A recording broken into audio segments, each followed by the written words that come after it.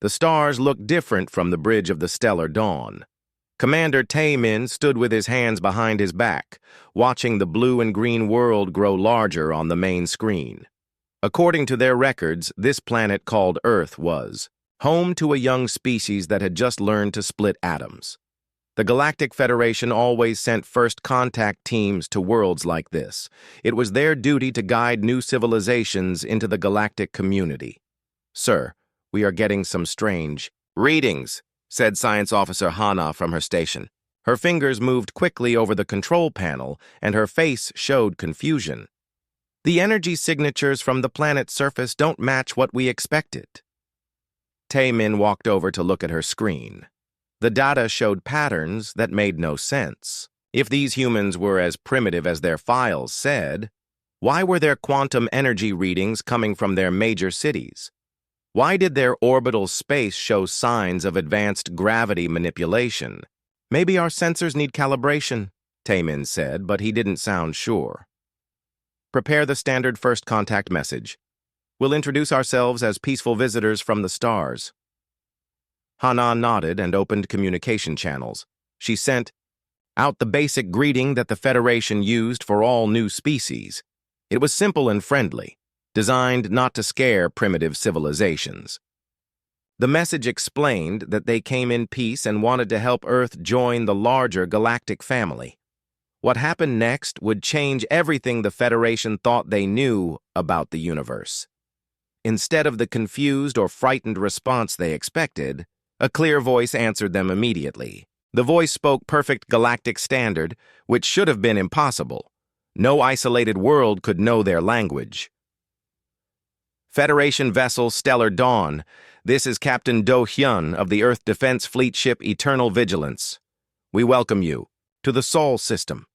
Please state your intentions and prepare for escort to Earth Station 1. The bridge fell silent. Every crew member stared at the communication panel as if it had grown teeth. Hana's mouth hung open, and Navigator Jong-soo dropped his coffee cup. The sound of the cup hitting the floor seemed very loud in the quiet. "Did he just say Defense Fleet?" whispered Communications Officer Min-ho. Before anyone could answer, the main screen flickered and showed the image of a human man. He wore a uniform that looked both familiar and impossible. The design was clean and elegant, made from materials that seemed to shift color in the light. Behind him, they could see a bridge that was clearly more advanced than their own ship. Captain Do Hyun looked calm and professional. His dark hair was neatly styled, and his eyes held the kind of confidence that came from years of command experience.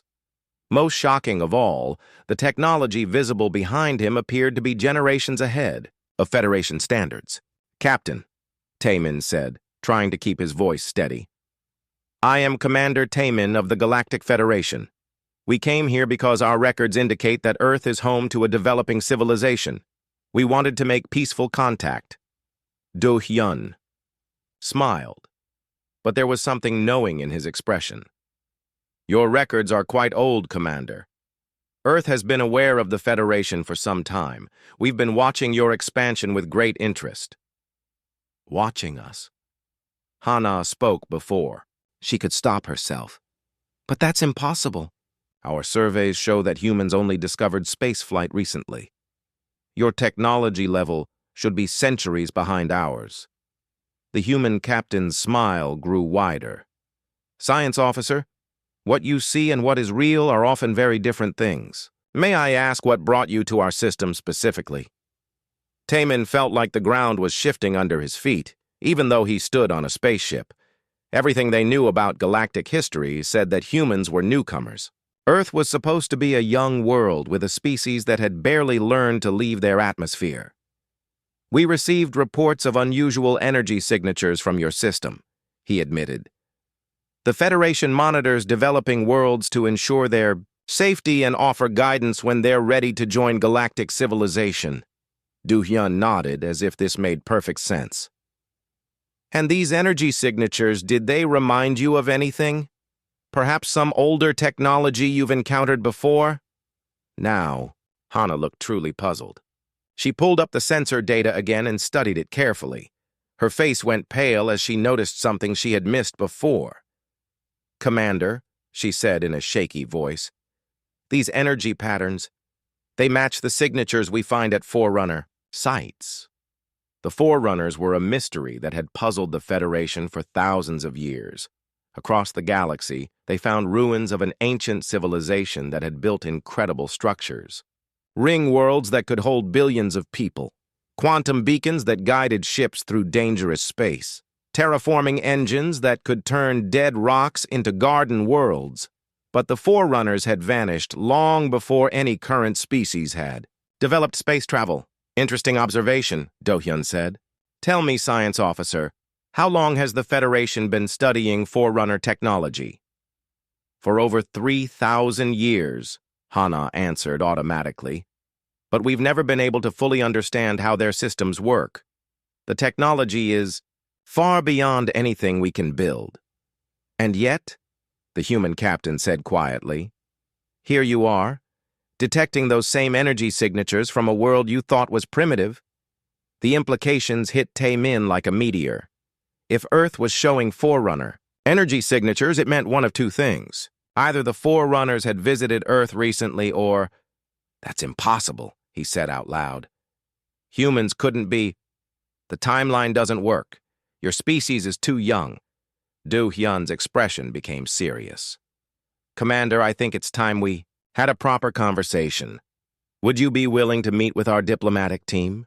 There are some things about galactic history that the Federation has gotten wrong." Behind Do-hyun, other humans moved with the kind of efficiency that spoke of advanced training and technology. Their equipment looked both strange and oddly familiar, as if the Federation had been trying to copy something they had only partially understood. "Sir," whispered Navigator Jong-soo, "our deep scans are showing massive structures throughout this system. Hidden bases, artificial gravity wells, quantum communication networks. This isn't a primitive civilization." Tae-min felt his worldview cracking like a broken egg.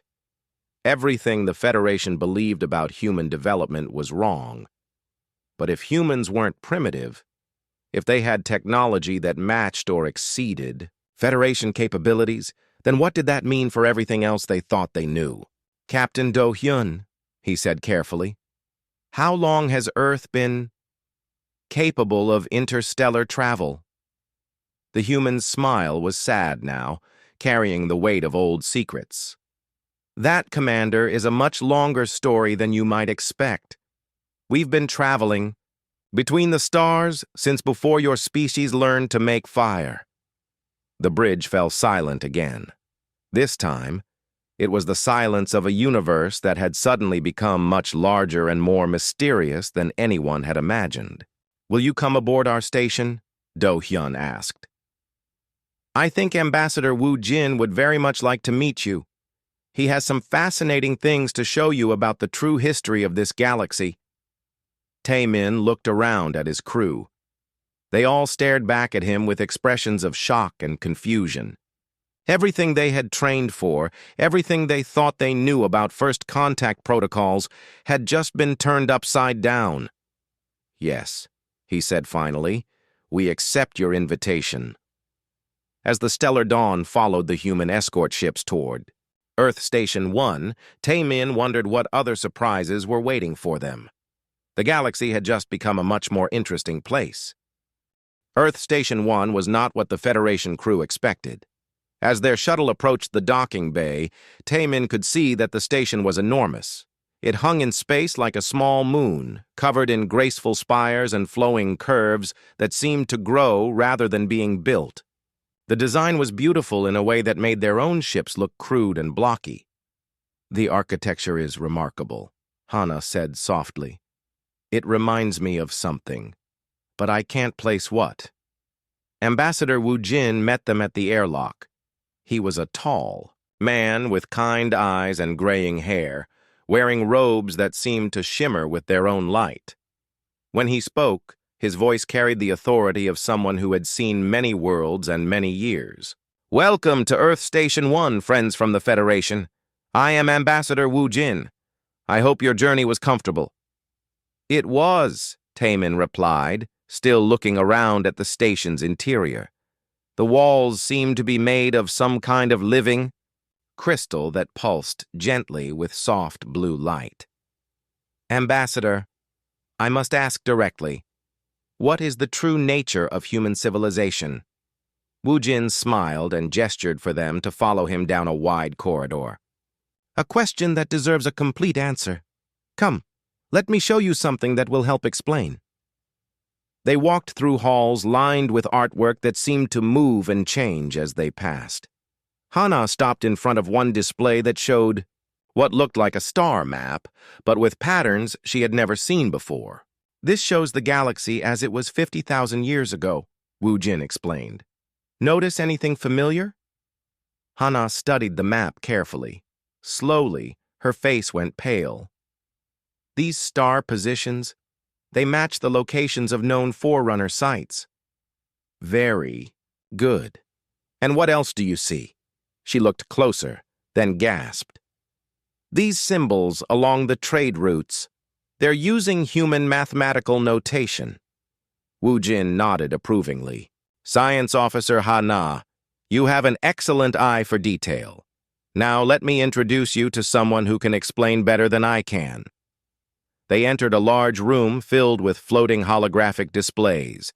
At the center stood a woman with short, black hair and intense dark eyes. She wore a simple white coat over practical clothing, but moved with the confidence of someone very important. This is Dr. Yoon-ji, our lead xenoarchaeologist, Wu Jin said. She has spent her career studying the evidence that the Federation calls Forerunner ruins. Dr. Yoon-ji walked over to them, extending her hand in greeting. Commander Taemin, Science Officer Hana, welcome. I understand you have questions about galactic history. Doctor, Taemin said carefully, our xenoarchaeology department has studied Forerunner sites for thousands of years. We've never found any connection to human civilization. That's because you weren't looking for the right things, Dr. Yoon-ji replied. She waved her hand, and the holographic displays around them lit up.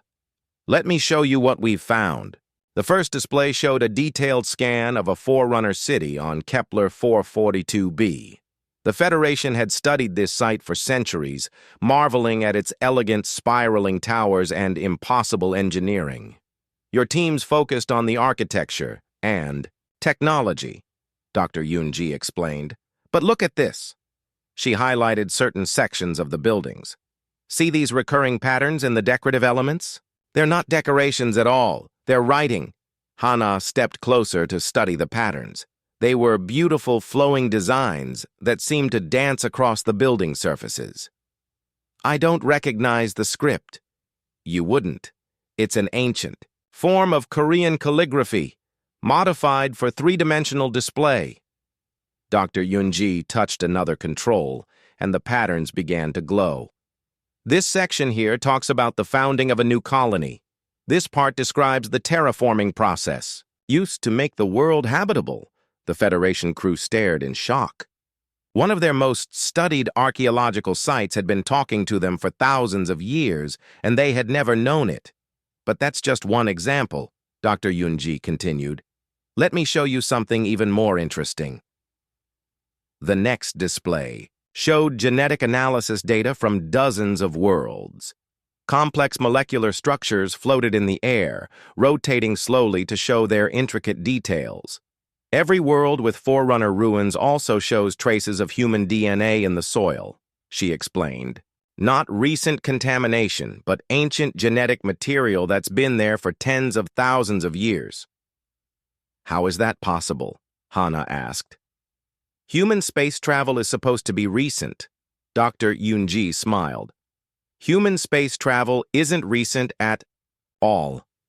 We've been traveling between stars for over 50,000 years. The Federation's records only show the last few thousand years of human activity, when we began to reveal ourselves again.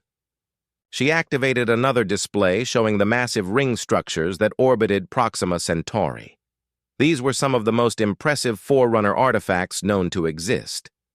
Each ring was the size of a planet, serving as a sort of cosmic lighthouse.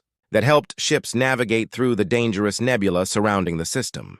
The quantum beacons in these rings, Dr. Yunji said, broadcast navigation data using a mathematical language that human computers can read perfectly.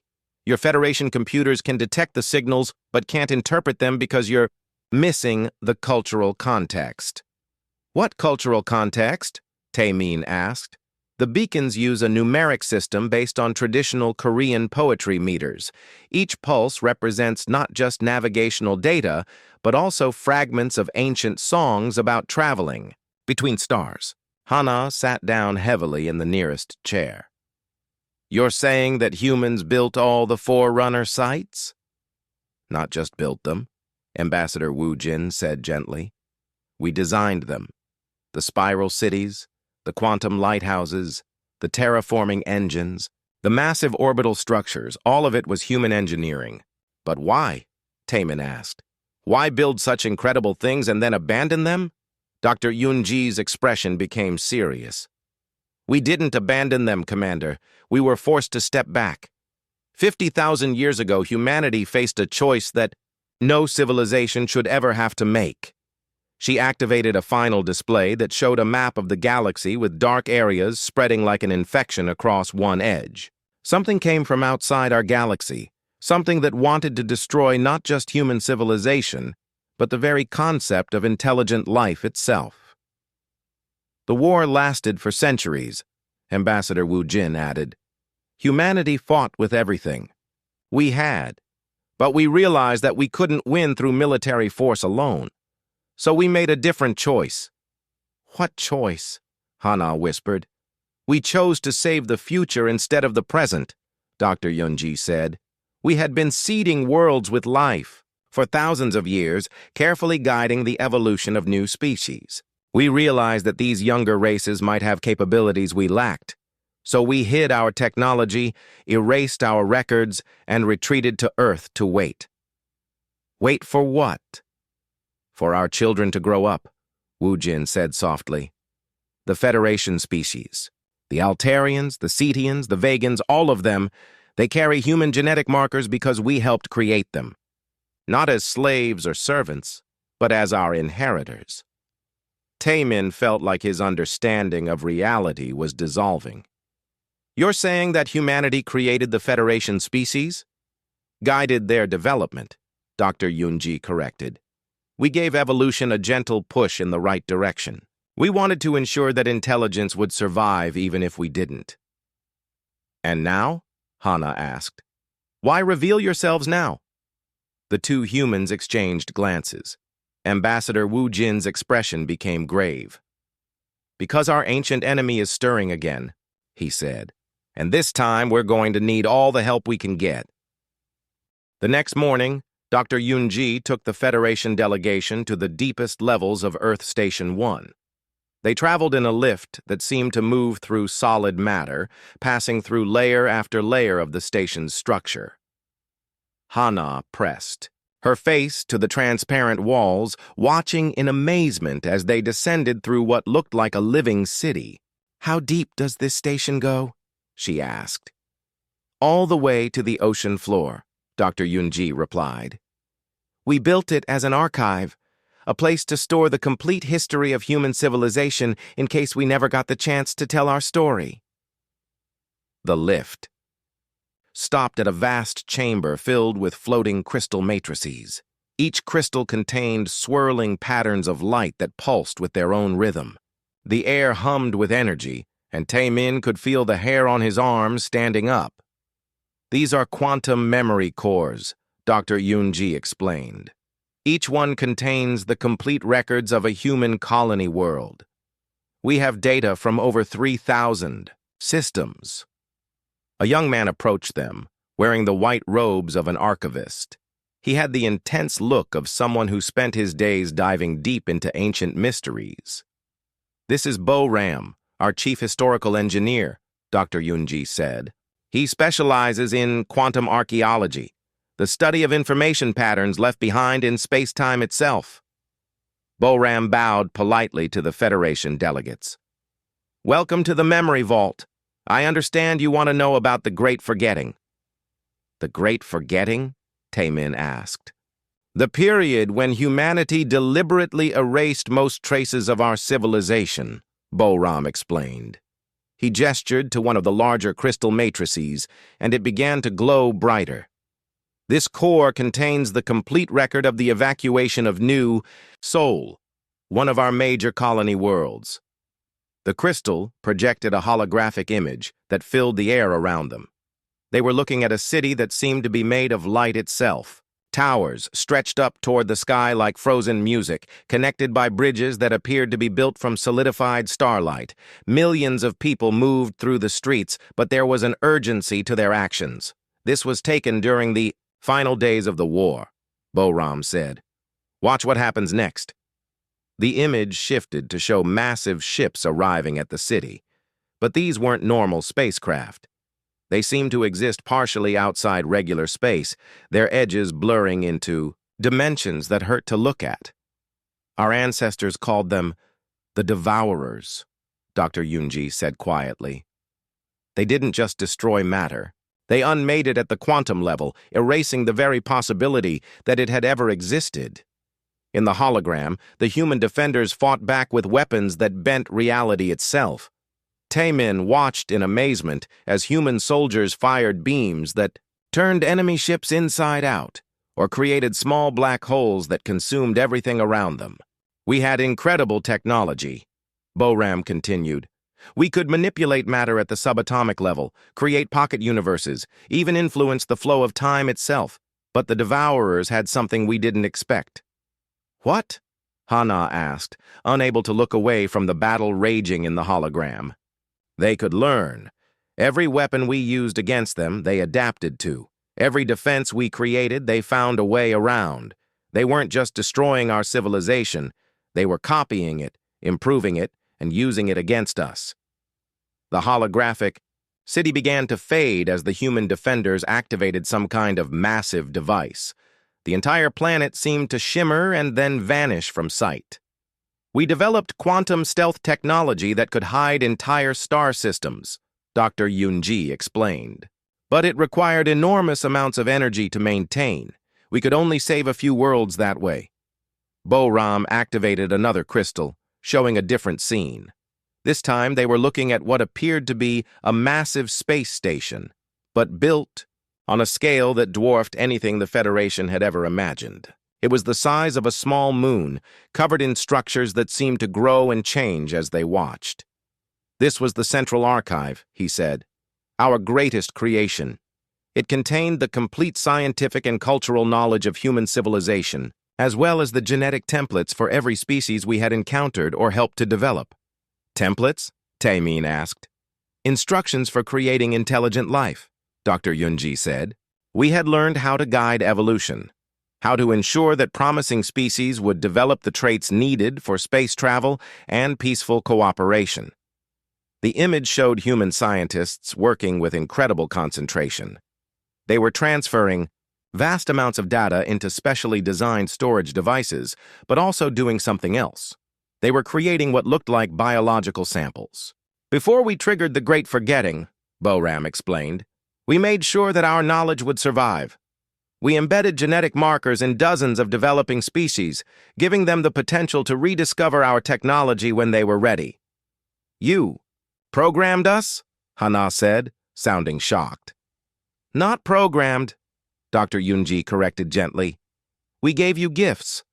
Enhanced pattern recognition, intuitive understanding of quantum mechanics, natural curiosity about the universe. We wanted to make sure that intelligence would survive and thrive, even if we didn't. The hologram changed again, showing Earth as it appeared 50,000 years ago. But this wasn't the primitive world that Federation records described. This was a planet covered in incredible cities, surrounded by orbital stations and protected by defensive systems that made current Federation technology look like stone tools. The hardest part, Boram said quietly, was deciding what to forget. What do you mean? Taemin asked.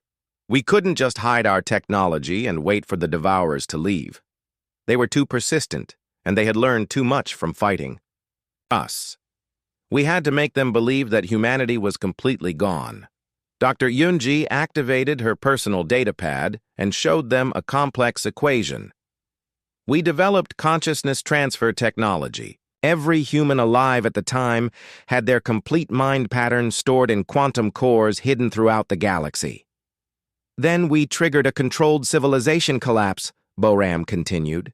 We dismantled our cities, destroyed our ships, and erased our records. We made it look like our species had destroyed itself in a nuclear war.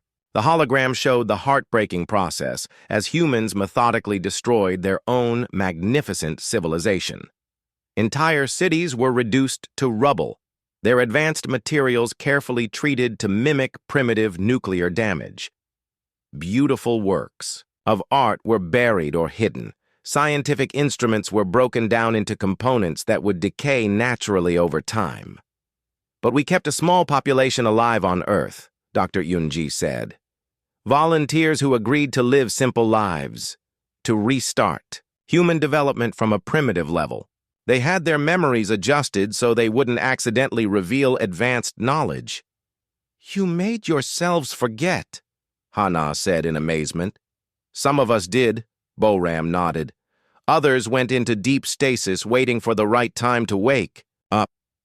We left automated systems to monitor the galaxy and watch over the developing species we had helped create. How did you know when it would be safe to return? Taemin asked. Dr. Yunji smiled. We didn't. But we programmed our monitoring systems to look for specific signs. The formation of large interstellar governments, the development of faster-than-light communication, species beginning to work together instead of fighting. The Federation, Hana said with sudden understanding. Exactly. When you formed the Federation and began exploring together, our system sent a signal it was time for humanity to begin awakening. Boram gestured to the crystal matrices around them. These cores have been slowly downloading consciousness patterns back into clone bodies for the last few decades. Most of humanity is awake now, but we've been careful to reveal ourselves gradually. Why now? Taemin asked. Why reveal everything? Now? The two humans exchanged concerned glances. Dr. Yunji activated one final hologram, this one showing the edge of the galaxy. Space looked normal at first, but as they watched, they could see subtle distortions appearing in the darkness, between stars. Because the Devourers are coming back, she said quietly. Our monitoring stations at the Galactic Rim have detected their scout ships. They've spent 50,000 years growing stronger, and now they're ready to finish what they started. But this time, Boram added with grim determination, we won't be fighting alone. The Federation's top scientists arrived at Earth within days of Taemin's first report. Dr. Hyun Woo, Earth's leading biologist, met them in a laboratory that seemed to exist in several dimensions at once. The walls were covered with displays, showing genetic sequences that twisted and flowed like living rivers of light.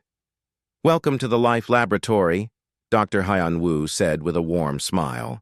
He was a thin man with gentle eyes, but his hands moved with the precision of someone who had spent years working with the building blocks of life itself. I understand you want to see the evidence of our family connections. Admiral Ji-hee, commander of Earth's hidden defensive fleets, stood beside him. She was a stern woman with silver-streaked hair and the bearing of someone who had seen many battles. Despite her serious expression, there was kindness in her dark eyes.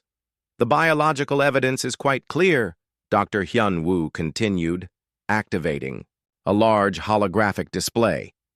Every Federation species carries human genetic markers, not recent contamination, but ancient sequences that are woven into your very DNA. The Altarian delegate, a tall being with blue-tinted skin and large eyes, stepped forward. That is impossible. Our evolution is well documented. We developed on Altair 4 without any outside influence. Dr. Hyun Woo nodded understandingly. That's what your records show, and in a sense, it's true. You did evolve naturally on your homeworld, but evolution had some help along the way. He gestured to the display, which now showed a complex genetic map.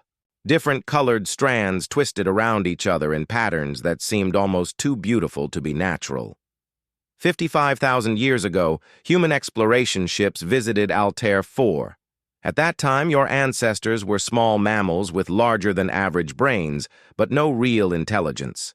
Our xenobiologists saw potential in your species. The display zoomed in to show specific genetic sequences. We introduced what we call catalyst genes into your population. These genes don't change your natural development, but they encourage the evolution of specific traits: intelligence, creativity, the ability to work together in large groups. You changed us? The Altarian asked, sounding both fascinated and disturbed. We guided you, Dr. Hyunwoo corrected gently. Think of it like a gardener helping a plant grow. The plant is still completely natural, but it reaches its full potential faster with a little care. Admiral Ji Hai stepped forward. May I show you something from our historical archives? She activated her personal control device, and the room around them changed. Suddenly, they were standing in what appeared to be a primitive forest on an alien world. Small creatures moved through the underbrush, their large eyes alert and intelligent. This is a recording from the first human expedition to Altair 4, she explained. Watch what happens. In the holographic forest, human scientists in advanced environmental suits carefully observed the small creatures. One of the animals approached a complex puzzle that the humans had left as a test. After studying it for several minutes, the creature began to manipulate the pieces. Your ancestors were already showing signs of advanced problem-solving, Dr. Hyunwoo noted. We didn't create your intelligence. We simply ensured that it would continue to develop. The scene changed to show the human scientists working in a sophisticated laboratory. They were carefully modifying genetic samples, but their work was subtle and precise. We introduced beneficial mutations that would appear gradually over thousands of generations, Admiral Ji Hai explained. Improved neural development, better hand-eye coordination, enhanced social instincts, changes that would help your species thrive and eventually reach the stars. The CTN delegate, a graceful being with silvery skin and large dark eyes, spoke up. Are you saying this was done to all our species? All current Federation members, yes, Dr. Hyunwoo confirmed. But each species received different enhancements based on their natural strengths and the challenges of their homeworlds. The display changed to show the ocean world of Ceti Alpha. Beneath the waves, intelligent creatures moved with fluid grace, their large brains protected by translucent skulls. The Cetians received enhancements for deep-sea living and advanced mathematical thinking, he explained. Your natural aquatic environment gave you a three-dimensional perspective that makes you excellent navigators and engineers. Next came images of the mountain worlds of Vega Prime, where strong humanoid creatures built cities among the peaks. The Vegans got enhanced physical strength and improved oxygen processing for high-altitude living. But we also gave them genetic predispositions for honor-based social structures, making them natural protectors. One by one, Dr. Hyunwoo showed them the genetic modifications that had been made to each Federation species. Every change was carefully designed to work with the species' natural development, enhancing their best qualities while preparing them for eventual space travel. But why? The Altarian delegate asked. Why spend so much effort helping other species develop? Admiral Ji Hai's expression became serious.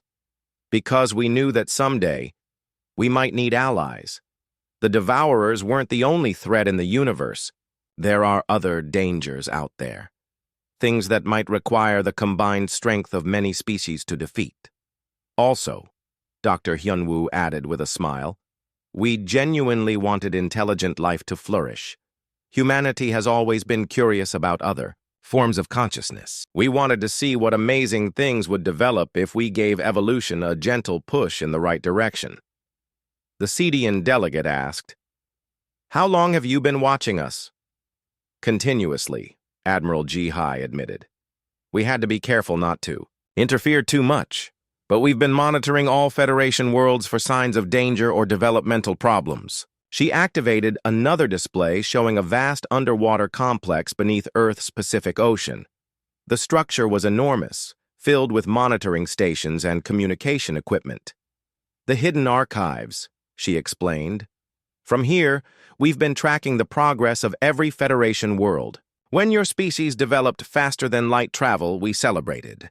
When you formed peaceful governments, we were proud. When you began working together in the Federation, we knew our plan was succeeding." "Plan?" the Altarian asked.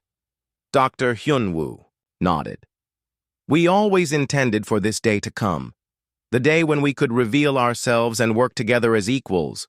You've grown beyond what we originally hoped for. You're not our children anymore. You're our partners." The room fell silent as the Federation delegates absorbed this information. Finally, the Cetian spoke. "If we carry human genetic markers, what does that make us?" "Family," Admiral Jihai said simply. "Different branches of the same tree. Each species developed their own unique culture and capabilities, but you all carry a small piece of humanity's hope for the future." Dr. Hyun-woo added, "The genetic modifications we made were designed to be beneficial no matter what. Even if we had never revealed ourselves, you would have been stronger, smarter, and more capable because of them." "And now?" the Vegan delegate asked. "What happens now that we know the truth?" Admiral Jihai's expression became grim. "Now we face the future together. The Devourers are returning, and they've had 50,000 years to grow stronger. But this time, they won't be facing just humanity. They'll be facing the combined strength of all the species we helped create. We're going to need every advantage we can get," Dr. Hyun-woo said quietly. "The genetic enhancements we gave your species weren't just about intelligence and physical ability. We also designed them to work together with human technology in ways that will become important very soon." "What do you mean?" the Altarian asked. Admiral Jihai smiled for the first time since they had met her. "Come with me to the Fleet Command Center. I think it's time you saw what humanity has been building while we waited for you to grow up." The journey to Fleet Command took them to the edge of the solar system, where space itself seemed to ripple and bend. Captain Nari piloted their transport ship through what looked like empty void, but her instruments showed massive structures hidden just beyond normal perception. "Quantum stealth fields," she explained to the amazed Federation delegates. "We've been building out here for 50,000 years, completely hidden from any possible detection." As they passed through the stealth barrier, the true scope of human preparation revealed itself. Floating in the darkness were ships the size of small moons, their hulls covered in geometric patterns that seemed to shift and flow. Massive orbital platforms stretched for hundreds of kilometers, their surfaces covered with weapon systems that looked nothing like conventional technology. "Welcome to the Hidden Fleet," Captain Nari said with obvious pride. "Every ship you see was built by automated systems while humanity slept. We've been preparing for the Devourer's return." Dr. Sang-ho, the fleet's chief scientist, met them at the docking bay of the command ship. He was a young-looking man with intense eyes and hands that moved constantly as he spoke, as if he were conducting invisible music. "The challenge," he explained as they walked through corridors lined with displays showing incomprehensible data, was building a defense that could adapt as quickly as the Devourers could learn. They entered a vast chamber filled with floating holographic models of spacecraft. Each design was more incredible than the last. Ships that seemed to be made of crystallized starlight, others that appeared to exist in multiple dimensions simultaneously. "Traditional weapons wouldn't work," Dr. Sang-ho continued. "The Devourers learned to counter every weapon we used against them during the last war, so we had to create something completely new." He gestured to one of the ship models, and it expanded to show its internal structure. Instead of conventional engines and weapons, the ship seemed to be built around a core of swirling energy. "Consciousness-guided technology," he explained. "These ships aren't just operated by their crews, They're actually merged with them at the quantum level. The ship becomes an extension of the pilot's mind and body. How is that possible?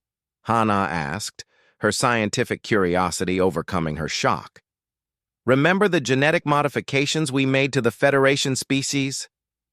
Dr. Sang-ho said with a smile. We gave you enhanced neural architecture specifically designed to interface with this technology. Your brains can literally connect with our quantum computer systems. He activated another display showing brain scans from different Federation IDER species. Each scan showed neural pathways that seemed to glow with their own light. Altarian pattern recognition abilities allow them to pilot our quantum scouts, he explained. Cedian three-dimensional thinking makes them perfect for navigating in folded space. Vegan-enhanced reflexes let them control our heavy assault ships. Captain? Nari stepped forward. Would you like to see the world ship Genesis? Before anyone could answer, the chamber around them began to move. The walls turned transparent, giving them a view of space outside. But what they saw defied all understanding of engineering. Floating before them was a structure so massive that calling it a ship seemed inadequate. It was the size of a small planet, its surface covered with cities and forests and oceans. Gleaming towers stretched up from continents that had clearly been designed rather than formed naturally. The Genesis was built as humanity's ultimate ark, Captain Nari explained. If Earth was ever destroyed, this ship could carry our entire civilization to safety. But we realized it could serve another purpose. The view shifted to show the interior of the massive vessel. Millions of people moved through its cities, but they weren't just humans. Federation species worked alongside humans in perfect cooperation, operating technology that seemed to respond to their thoughts. We've been awakening. Volunteers from Federation worlds, Dr. Sang-ho said. People who wanted to help prepare for the coming war. They're learning to use our technology, and we're learning from their unique perspectives. You've been recruiting our people? The Altarian delegate asked. Only volunteers, Captain Nari assured him. And only after full disclosure about what they were joining. But the response has been overwhelming. It seems that many Federation citizens have been feeling that something important was coming. The display changed to show other massive structures throughout the solar system. Orbital platforms that dwarfed anything the Federation had ever built. Mining operations that carved raw materials directly from asteroids. Construction bays where new ships grew like living things. The stellar network is almost complete, Dr. Sang-ho announced. Quantum communication nodes that will allow instant coordination across the entire galaxy. When the Devourers arrive, every human and Federation ship will be able to act as one unified force. He activated a galaxy-wide display that showed thousands of small lights scattered across the spiral arms. Each light represents a hidden installation that's been waiting for activation. Weapons platforms, shield generators, automated defense systems. For 50,000 years, we've been preparing the galaxy for war. How many ships do you have? The Cetian delegate asked quietly. Captain Nari smiled. Enough. The automated shipyards have been building continuously. Every ship is designed to be operated by joint Human Federation crews, taking advantage of each species' enhanced abilities. She gestured to a smaller display showing fleet composition. Scout ships with Altarian navigators who can see patterns in quantum foam. Heavy cruisers with vegan gunners whose reflexes are fast enough to target enemies moving at near light speed. Command ships with Cedian strategists who can think in 4 dimensions. And if our people don't want to fight? The vegan delegate asked. Then they don't fight, Dr. Sang-ho said simply. This was always meant to be a voluntary partnership, but I think you'll find that most Federation citizens want to help defend their homes. The chamber's walls suddenly flashed red, and an urgent tone sounded throughout the ship. Captain Nari immediately moved to a control console, her face serious. What is it? Taemin asked. Long-range sensors are detecting disturbances at the galactic rim, she replied, her fingers flying over the controls. Something is disrupting space-time on a massive scale. Dr. Sang-ho joined her at the console, studying the incoming data. Energy signatures match our records of Devourer technology, but they're much stronger than before. How much stronger? Hana asked. About 1,000 times stronger, he said grimly. They've been busy. Captain Nari activated the ship's communication system. All stations, this is Fleet Command. Initiate Protocol 7. Begin awakening all dormant systems. Throughout the solar system, the hidden installations began to come alive. Weapon platforms that had waited in darkness for 50 millennia powered up their systems. Shield generators that could protect entire star systems began their startup sequences. The stellar network nodes started broadcasting activation codes to hidden sites throughout the galaxy. How long do we have? The Altarian delegate asked. Dr. Sang-ho studied the sensor data carefully. Based on their approach vector and speed, I estimate 18 months before the first Devourer scouts reach the outer colonies. 18 months to prepare the galaxy for the greatest war in galactic history, Captain Nari added. We'd better get started. She turned to face the Federation delegates. When you return to your worlds, you'll need to tell your governments everything. Humanity is ready to reveal ourselves fully. The age of hiding is over. Will your people be ready for this? Taemin asked. Captain Nari looked out at the massive fleet surrounding them. At the world ship Genesis, with its millions of inhabitants preparing for war. At the activation lights spreading across the galaxy as humanity's true infrastructure came online. We've been ready for 50,000 years, she said quietly. The question is whether the galaxy is ready for us. The first Devourer probe arrived 3 months ahead of schedule.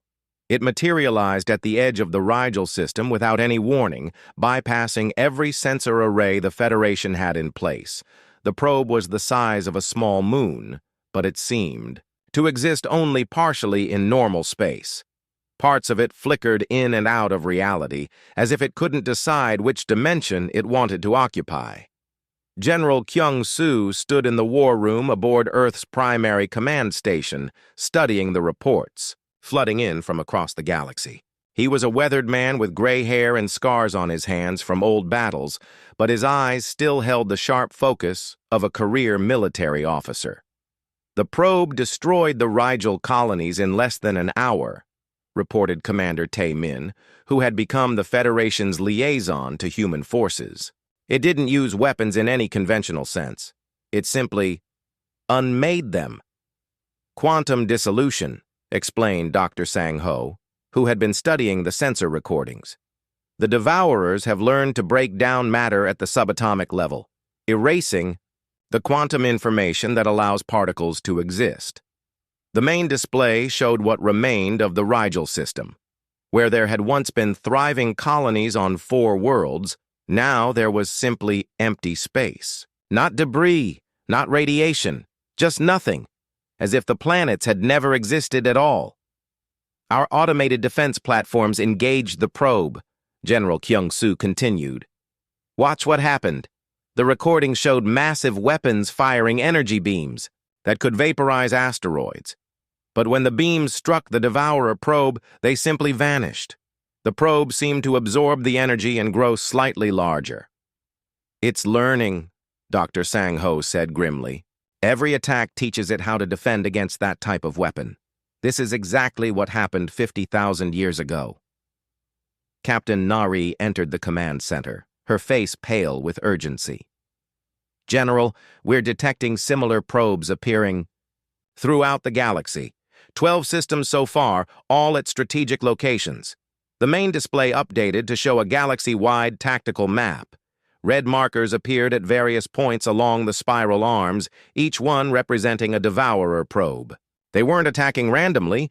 They were positioning themselves to cut off major trade routes and communication links. They're isolating us, General Kyung-soo realized. Dividing the galaxy into sections so we can't coordinate our defense. It's worse than that, Dr. Sang-ho added. Each probe is broadcasting some kind of signal back toward the galactic rim. They're reporting what they learned to the main fleet. Admiral Jihai joined them in the command center, carrying data tablets containing urgent reports. Our hidden installations are activating across the galaxy, but we're facing a problem. Many of them haven't been used for 50,000 years. Some systems aren't responding. How many installations are still operational? General Kyung-soo asked. About 70%, she replied. The quantum cores are stable, but some of the mechanical systems have degraded over time. Captain Nari pulled up a detailed report from the Vega system. It's not just mechanical problems. The Devourers have adapted since the last war. Some of our defensive measures aren't effective anymore. The display showed a human defense station firing quantum disruption beams at an approaching probe. In the past, these weapons had been able to damage Devourer ships by interfering with their quantum coherence. But this probe simply absorbed the attack and continued approaching. They've learned to stabilize their quantum structure, Dr. Sang-ho observed. 50,000 years of evolution has made them much more resilient. Sir, called out Communications Officer Min-ho from his station, I'm receiving urgent transmissions from Federation worlds. The civilian populations are panicking. They want to know why the government never told them about humanity's true nature. General Kyung-soo rubbed his temples. The revelation of humanity's ancient civilization had shocked the Federation, but there hadn't been time for a gradual adjustment period. With the Devourers approaching, everything had to be revealed at once. What's the status of our recruitment efforts? He asked Admiral Jihai. Mixed results, she replied. Many Federation citizens are volunteering to crew our ships, but others are afraid. Some governments are resisting cooperation, claiming we deceived them. The Altarian Empire has agreed to full military integration, Captain Nari reported. Their natural pattern recognition abilities make them excellent at detecting Devourer infiltration attempts. The Cedian Collective is providing their entire deep space monitoring network, added Commander Tae-min. Their underwater cities are also serving as refugee centers for evacuated populations. And the Vegans? General Kyung-soo asked. The warrior clans are enthusiastic about joining the fight, Admiral Jihai said with a slight smile. Some of them are calling this the greatest honor challenge in galactic history. The tactical display updated with new information as more reports came in. Several probe attacks had been successfully repelled by combined Human Federation forces, but at a terrible cost. Each victory required sacrificing multiple ships and installations. We're learning too, Dr. Sang-ho pointed out. Every engagement teaches us more about their new capabilities. The hybrid crews are performing better than we expected. Show them the Kepler engagement, General Kyung-soo ordered. The main screen displayed a recording from the Kepler 442 system, where a Devourer probe had attacked one of the ancient human colony sites. The defending force consisted of 3 human quantum cruisers crewed by mixed human-Altarian teams. Watch how they coordinate, Dr. Sang-ho narrated. The Altarian navigators can see quantum probability patterns that humans miss. They're able to predict where the probe will phase shift before it happens. In the recording, the ships moved in perfect harmony, their weapons firing not at where the probe was, but where it was going to be. The combined assault caught the probe off guard, overwhelming its adaptive defenses. The probe was destroyed, Captain Nari reported. First confirmed kill of a Devourer unit in 50,000 years. But it cost us, Admiral Jihai added soberly. 2 ships lost, and the survivors reported that the probe was transmitting data until the moment it was destroyed. They're still learning from every encounter, General Kyung-soo acknowledged. We need to find a way to cut off their communication with the main fleet. Dr. Sang-ho activated a new display showing technical schematics. I've been working on quantum jamming technology. If we can disrupt their ability to share information, each probe will have to adapt independently. How long until it's ready? The general asked. 6 weeks for a prototype. 3 months for full deployment. We may not have 3 months, Captain Nari warned. Long-range sensors are detecting massive disturbances at the galactic rim. The main Devourer fleet is larger than anything we faced before. The command center fell silent as everyone absorbed this information.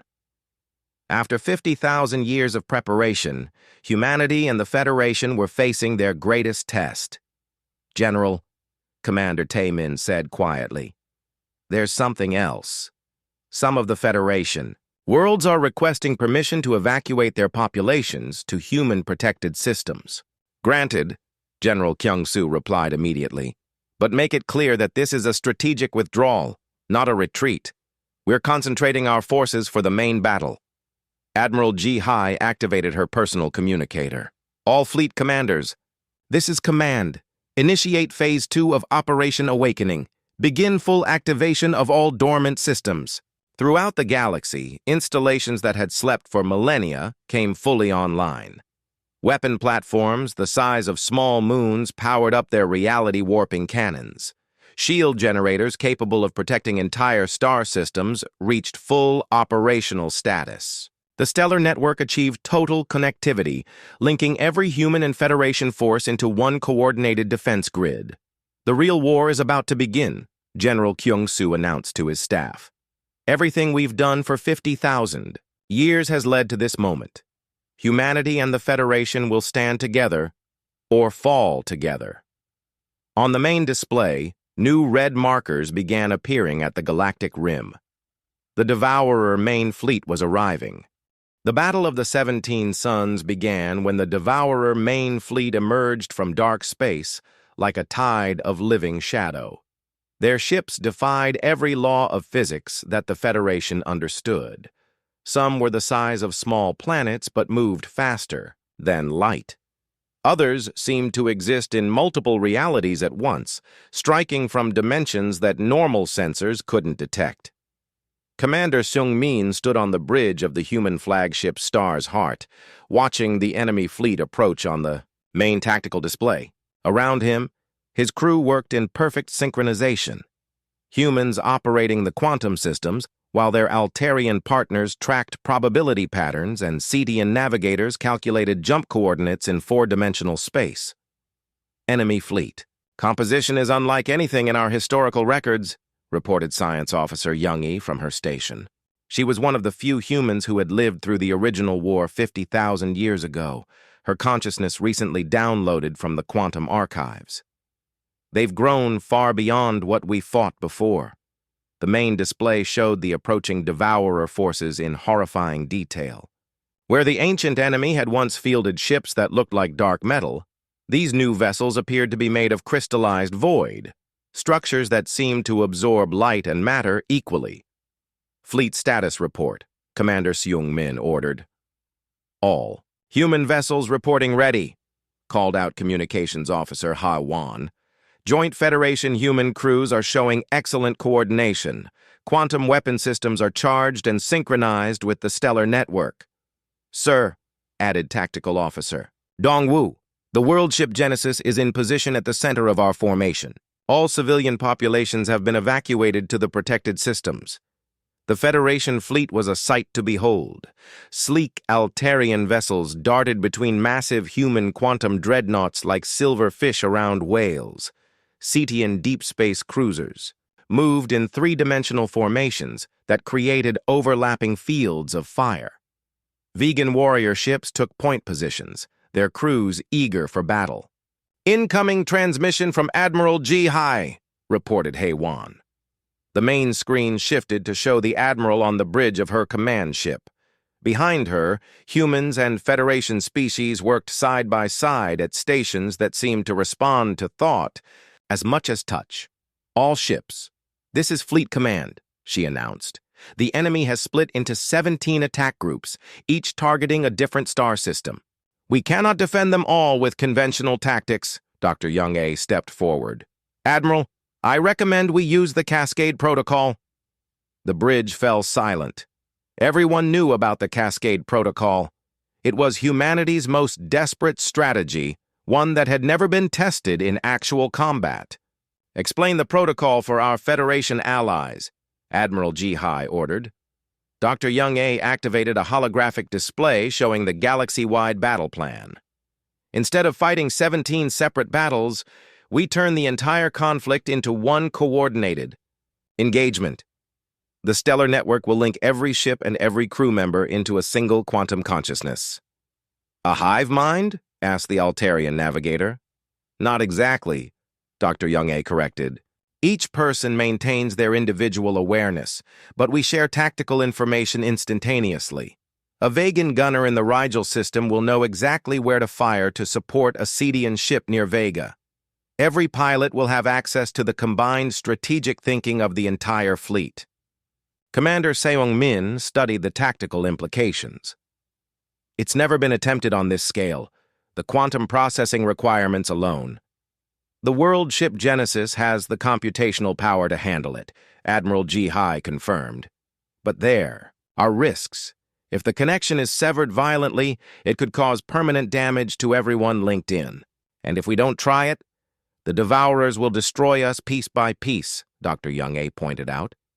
They're designed to adapt to whatever tactics we use, but they've never faced an enemy that could adapt faster than they could learn. The first Devourer attack group reached the outer system defenses.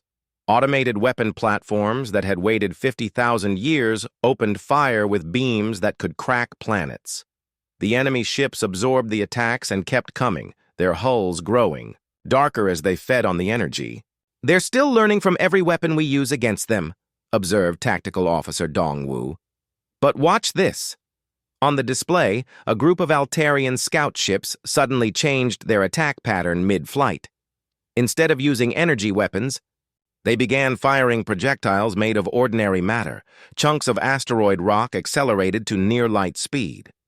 The Altarians spotted a pattern we missed, Dr. Young-A explained. The Devourers can absorb energy, but physical matter still damages them if it hits hard enough. The simple kinetic projectiles punched through the enemy's adaptive defenses, causing real damage for the first time. But within minutes, the Devourer ships began developing countermeasures. They're deploying some kind of matter disruption field, reported the Altarian navigator. The projectiles are dissolving before impact. Time to implement the Cascade Protocol, Admiral G. Hai decided. All ships prepare for quantum consciousness linking. Throughout the fleet, crews made final preparations for the most ambitious military operation in galactic history. Human technicians worked with Federation scientists to calibrate the quantum connection systems. Military commanders reviewed tactical plans that would require split-second coordination across 17 star systems. World ship Genesis reports ready to serve as the central processing node, Haiwan announced. Federation fleets confirm readiness to link, added Dong-Wu. Commander Seong-min took a deep breath. In a few moments, his consciousness would be connected to millions of other beings spread across the galaxy. Every thought, every decision, every moment of fear or courage would be shared. All ships, this is Admiral G. Hai. Initiate Cascade Protocol in 3, 2, 1, execute. The universe exploded into consciousness. Suddenly, Commander Seong-min could see through 1,000 eyes. He was simultaneously on the bridge of his own ship and piloting a Vegan fighter near Proxima Centauri, and calculating trajectories in a Cedian navigation center and targeting enemy weak points through Altarian pattern recognition systems. The sensation was overwhelming at first, but training took over. His individual awareness remained intact while he gained access to the collective knowledge and skills of the entire fleet. When a Devourer ship phased into an attack position near his vessel, he knew exactly where it would appear, because an Altarian navigator 3 systems away had spotted the probability pattern. Across the galaxy, the combined fleet moved as one organism. Ships that had never worked together before coordinated their attacks with impossible precision. When the Devourers adapted to energy weapons, the fleet instantly switched to kinetic projectiles. When they developed defenses against physical attacks, hybrid crews began using reality-warping weapons that struck from multiple dimensions simultaneously. "It's working," Dr. Young-A said, her voice carrying across the quantum link to every ship in the fleet. "The Devourers can't adapt fast enough. They're designed to learn from repeated encounters, but we're not repeating anything. The battle raged across 17 star systems as humanity and the Federation fought with combined consciousness against an enemy that had terrorized the galaxy for millions of years. Every victory in one system immediately informed tactics in all the others. Every new Devourer adaptation was countered before it could spread to their entire fleet. But the enemy was not defenseless. As the battle continued, the Devourer ships began to change in ways that chilled even the linked consciousness of the Allied fleet. They're not just adapting to our weapons, Commander Sung Min realized with growing horror. They're adapting to our consciousness link itself. On the tactical display, enemy ships began moving with coordination that matched the Allied fleet's quantum consciousness. The Devourers were learning to think collectively, turning humanity's greatest advantage against them. The final phase of the greatest battle in galactic history was about to begin. 3 months after the Battle of the 17 Suns, President Moon Ho stood before the largest gathering in galactic history. Representatives from every Federation world filled the Great Assembly Hall of New Geneva Station, while billions more watched through quantum communication links that spanned the galaxy. The war was over, but the cost had been terrible. Entire star systems had been damaged beyond recognition. Millions of brave souls from dozens of species had given their lives to stop the Devourers. The quantum consciousness link that had won the battle had left deep scars on everyone who had experienced it. Friends, allies, family, President Moon Ho began, his voice carrying the weight of 50,000 years of hidden history. We gather today not to celebrate victory, but to honor sacrifice and plan for a future that our ancestors could only dream of. Behind him, a holographic display showed the current state of the galaxy. Green lights marked worlds that were safe and rebuilding. Yellow indicated systems still recovering from battle damage. A few red markers showed areas where the effects of the war would take decades to heal. The Devourers are gone, he continued. Not destroyed, but transformed. In the final moments of the battle, something remarkable happened. The quantum consciousness link that connected our fleet also touched the enemy. For the first time in their existence, the Devourers experienced cooperation instead of consumption. Engineer Haewon, who had been present during those final moments, stood to address the assembly. She still carried the mental echoes of the consciousness link, and her eyes held the deep understanding that came from truly knowing other minds. The Devourers were not evil in the way we understand it, she explained. They were trapped in a pattern of thinking that knew only hunger and growth. When our combined consciousness touched theirs, it showed them another way to exist. The display changed to show the edge of the galaxy where strange new structures were taking shape. They looked like cities, but cities designed for beings who existed partially outside normal space-time. They have agreed to remain at the galactic rim, President Moon Ho said. They are learning to create instead of consume, to build instead of devour. Some of our scientists have volunteered to work with them, sharing knowledge that may help heal the damage they caused over millions of years. Federation scientist Veltar, who had worked closely with human researchers throughout the crisis, stepped forward. She was a Cetian, whose silvery skin still showed the faint scars from neural connection ports used during the consciousness link. The cooperation between our species during the war proved something important, she said. We are stronger together than any of us could be alone. The genetic modifications made by ancient humanity were not just about preparing us for war. They were about preparing us to work together as one galactic family. Dr. Young A, still serving as humanity's chief xenoarchaeologist, activated a new section of the display. It showed construction projects happening throughout the galaxy. Space stations designed by multiple species working together, ships that combined the best technology from every civilization, research facilities where humans and Federation scientists explored mysteries that none could solve alone.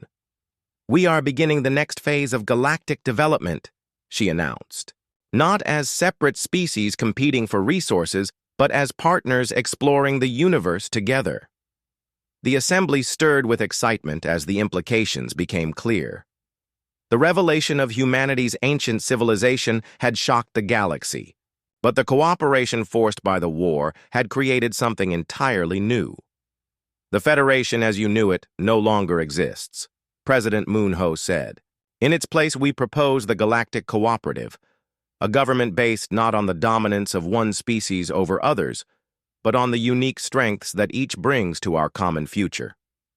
Ambassador Wu Jin, now serving as humanity's representative to the new government, outlined the proposed structure. "Humans will contribute our advanced technology and historical knowledge. Altarians will provide pattern recognition and analytical capabilities that exceed our own. Sadians will lead our exploration efforts with their superior navigation skills. Vegans will serve as protectors and guardians of our expanding civilization.